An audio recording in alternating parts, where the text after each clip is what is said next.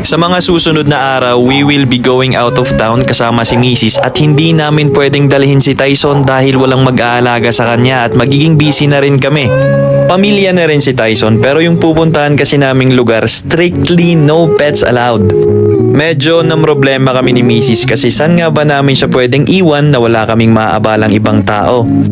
Someone suggested na i-check-in na lang namin siya sa isang pet hotel dito sa Baguio. May ganun pala, hotel para sa mga aso.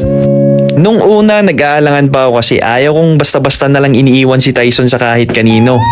Saan nga ba tong pet hotel na to? Tara, samahan nyo kami, let's check the place out at tignan natin kung pwede nga ba nating iwan si Tyson doon.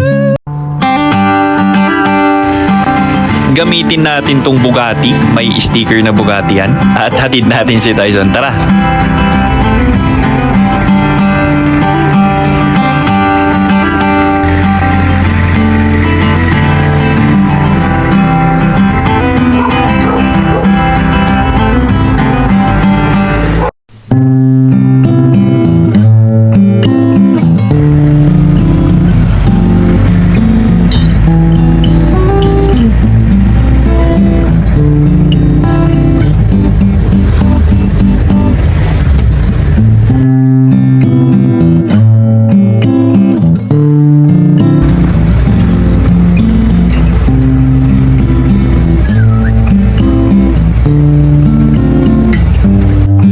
Dahil maganda ang weather, na isipan namin ni Mrs. na maglakad-lakad muna kasama si Tyson at magmuni-muni, enjoy ng kalikasan.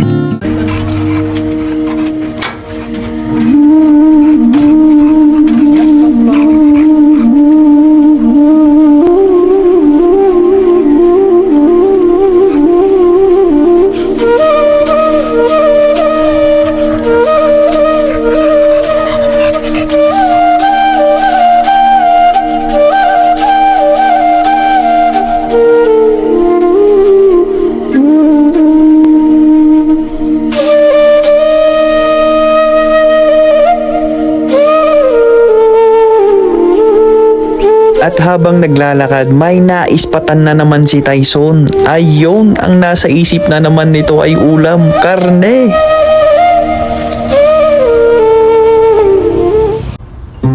And ayan, nandito na tayo sa Baguio Country Club. So yung pet hotel pala nasa loob ng club at tabi lang daw to ng gift shop. Tara, park lang tayo and punta na natin.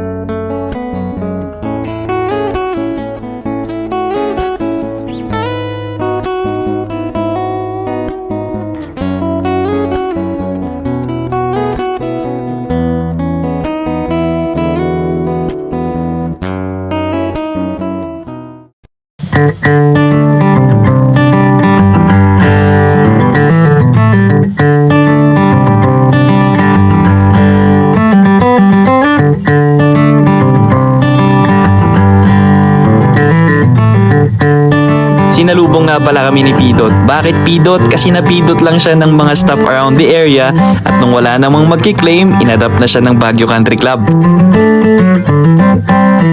Ikot muna tayo saglit. So ayan, halos lahat ng basic needs na kailangan ng inyong aso or pusa, meron sila dito.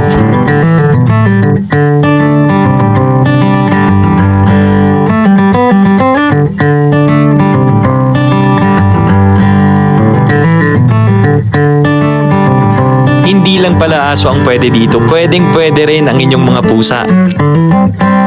Dito naman nila pinapaliguan at ginugroom ang inyong mga alaga. Ayos! Pagkatapos namin umikot at marinig yung process, we decided na i-check-in na nga si Tyson dito.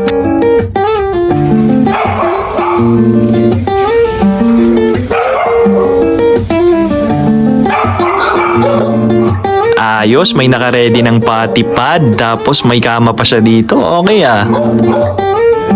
Good boy, okay. Sing.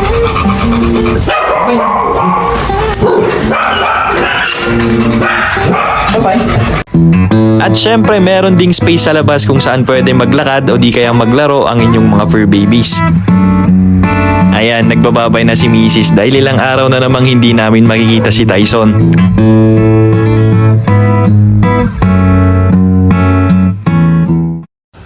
And that is it for our video today. Pakita naman namin yung pagsundo kay Tyson on our next vlog. See you all on the next one. Bye-bye!